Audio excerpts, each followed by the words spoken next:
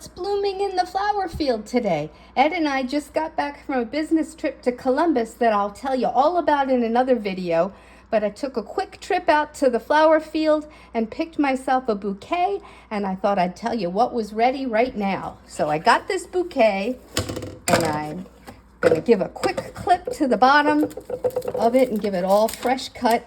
And I missed a couple here. And I'm going to tell you one at a time what these guys are.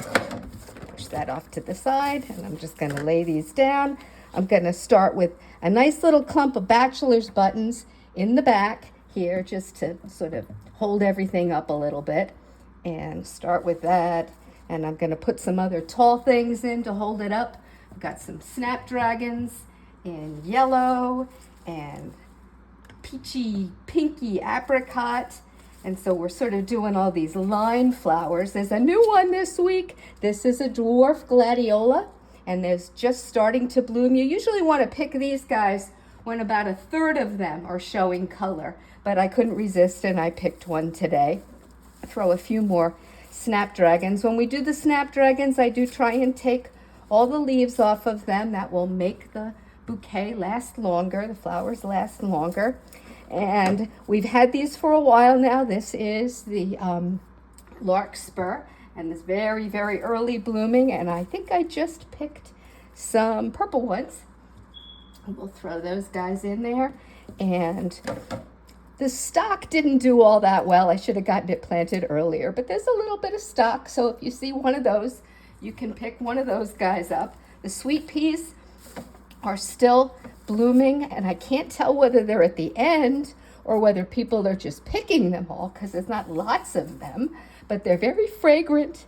And so I got a couple of these guys. I'm taking the leaves off the back. I'm going to throw those guys in my arrangement. And come on, go in there. We've got status here. This makes a nice dried flower, so if too much of this is left in the field after you guys have finished picking, we cut these and dry them, but we're not at that point yet, so we're not starting to save any of these guys for fall workshops yet. We just want you guys to all have a bunch. But this is sometimes a little tricky for me to get these picked at just the right time, so I got a whole bunch of these because I was just happy to see those at the right stage. This is Nigella, or Love in a Mist, and we grow these mostly for these pods that are really, really nice for the fall for using for dried flowers. But before that, they have white or blue flowers, and I'm sticking some of those guys in. Brand new this week are some Lysianthus. These guys are not as vigorous as I would like them to be, so sometimes you have to sort of look for them in amongst the weeds that like to take over on them, but they are starting to bloom.